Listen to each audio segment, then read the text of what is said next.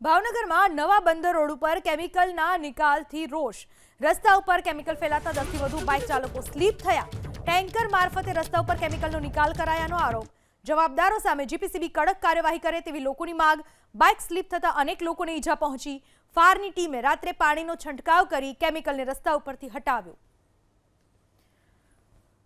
Chemical રસ્તા ઉપર ઢોળાયું હતું, જેના પરિણામે કેટલાય બાઇક ચાલકો સ્લીપ થયા। અંતે રાત્રે જ ફાયર વિભાગની ટીમ આવી અને રસ્તા પરથી ઓઇલ દૂર કરવામાં આવ્યો, પાણીનો છંટકાવ કરવામાં આવ્યો। ભાવનગરના નવા બંદર રોડ ઉપરની આ ઘટના છે, જ્યાં જાહેર રસ્તા ઉપર જ કેમિકલનો નાશ કરવામાં આવ્યો। જવાબદારો સામે જીપીસીબી કડક કાર્યવાહી કરે તેવી લોકોની માંગ છે।